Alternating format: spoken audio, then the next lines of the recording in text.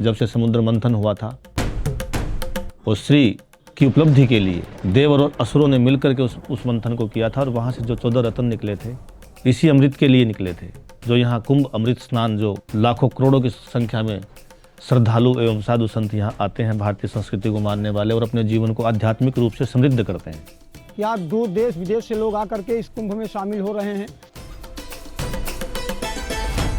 महाकुंभ 13 जनवरी से 26 फरवरी 2025 प्रयागराज। हमारे venue.event के सभी सब्सक्राइबर को मेरा हार्दिक प्रणाम और जय श्री राम। अभी जैसा आप लोग देख सकते हो ये महाकुंभ का समय चल रहा है और हम सभी लोग प्रयागराज में आने के लिए उत्तेजित हैं। तो फिलहाल अभी मैं हूँ त्रिवेणी संगम, जो कि प्रयागराज जो है हमारे धरती का एक मिड पॉइंट माना जाता है, एक बीच का स्थान माना जाता है और इसको पवित्र स्थली बोला जाता है क्योंकि ये त्रिवेणी, यहाँ पे त्रिवेणी मौजूद है, त्रिवेणी संगम मौजूद है हमारे यहाँ।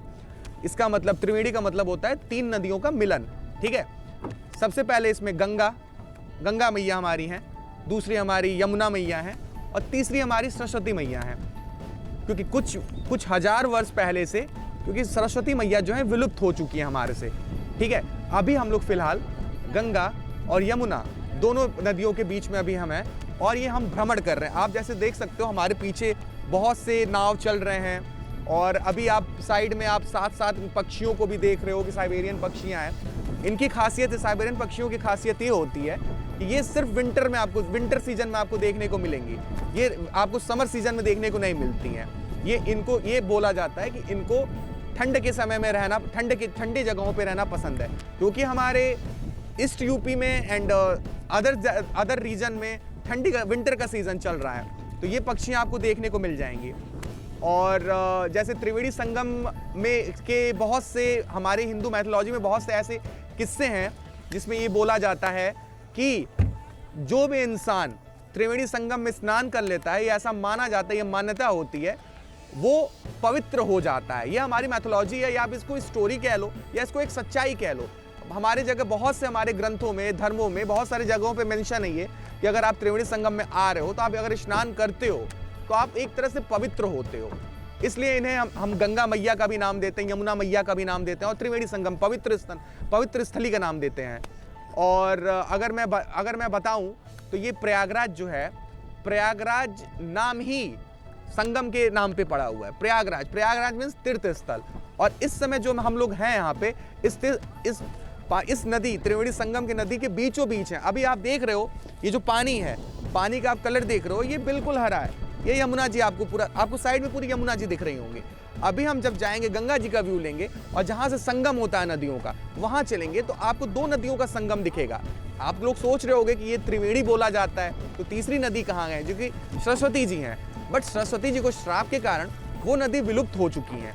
ठीक है, अभी भी ऐसी मान्यता है कि अमावस्या के दिन 15-20 सेकंड के लिए वो नदी दिखती हैं और वो उन्हीं दिखती हैं जो पवित्र आत्मा होते हैं। ऐसे हमारे धर्मगुरु लोग बोलते हैं, हमारे धर्माचार्य लोग बोलते हैं, हमारे बड़े बड़े पंडित जी लोग बोलते हैं कि जो 15-20 सेकंड के लिए वो दिखती हैं, फिर वो गायब हो जाती हैं। लेकिन गंगा जी और यमुना जी, आपको ये जब तक धरती स्थित है तब तक आपको ये नदियां देखने को मिलेंगे हमेशा। इसलिए, और एक मान्यता और है, या एक खासियत आप और ये बोल सकते हो कि गंगा जी का जो पानी होता है, आप इस गंगा जल, यहाँ बहुत से लोग बाहर से आते हैं इस गंगा जल को सिर्फ कलेक्ट करने और अपने हाथ में लेने के लिए। और मैं इस गंगा जल की मान्यता आपको बता देता हूँ। इसकी मान्यता ये है कि इस पानी को आप जितने दिन भी स्टोर करके रखना चाहते हो, ये पानी कभी खराब नहीं होता है। सबसे बड़ी मान्यता गंगा जी की ये होती है, चाहे आप इनको साल भर रखो, चाहे 2 साल बाद रखो, चाहे 3 साल बाद रखो। लेकिन अगर आप कंपेयर करते हो दूसरे पानी से, नॉर्मल टैप वाटर से, आप उसे 1 हफ्ते से ज़्यादा रखते हो, वो पानी खराब हो जाता है, वो पानी में बैक्टीरिया आ जाते हैं। बट गंगा जी में ऐसा नहीं है, इनको इसलिए पवित्र माना जाता है। और ये बोला जाता है, हमारे यहाँ तीर्थ संगम की ये मान्यता है, ये खासियत है, ये बोला जाता है जब प्रभु श्री राम ने रावण का जब वध किया था, चूंकि रावण एक ब्राह्मण थे, ठीक है, तो उन पे ब्रह्म दोष का श्राप लगा हुआ था। तो ऋषि भारद्वाज ने उनको ये सजेशन दिया था, ये सजेस्ट किया था कि आप आओ और त्रिवेणी संगम में आप स्नान करो। तो ये स्थली ऐसी स्थली है जहाँ पे स्वयं श्री राम ने आके स्नान किया था। और ये आप इसके जस्ट बिसाइड आप देख सकते हो रामघाट है आगे, जहाँ पे आज भी आरतियाँ चलती हैं, आज भी सारी चीज़ चलते हैं। अभी ये महाकुंभ का समय चल रहा है। महाकुंभ मतलब 12 साल बाद ये महाकुंभ आता है। हमारे यहाँ अर्धकुंभ भी होता है जो कि 6 साल पे होता है, नॉर्मल कुंभ भी होता है, हर साल होता है, बट ये महाकुंभ है। यहाँ करोड़ करोड़ सौ श्रद्धालु आते हैं दर्शन करने के लिए, स्नान करने के लिए। तो आप बहुत क्लियर व्यू देख सकते हो, हमारे चैनल के माध्यम से आप ये देख सकते हो, क्योंकि मुझे नहीं समझ में आता है कि कोई चैनल आपके लिए इस बीचों बीच गंगा नगरी, संगम नगरी में आके, त्रिवेणी संगम में आके आपको ये व्यू दिखाए, क्योंकि इससे खूबसूरत व्यू हो ही नहीं सकता है किसी चीज़ के लिए। और क्योंकि हम संगम नगरी, त्रिवेणी संगम के बीचों बीच हैं, आप देख सकते हो पीछे हमारे लोकेलिटी में आप लोकेशन देख सकते हो, बहुत से श्रद्धालु हमारे साथ आए हुए हैं जो कि श्रद्धा भाव से यहाँ दर्शन कर रहे हैं, यहाँ पे नदी में डुबकी लगा रहे हैं, स्नान कर रहे हैं अपने पाप को धुलने के लिए। ऐसा मान्यता बोला जाता है कि इस नदी में स्नान करने से हमारे पाप धुलते हैं, ऐसी हमारी मान्यता होती है। तो ऐसा है हमारा संगम और ऐसा है हमारा प्रयागराज।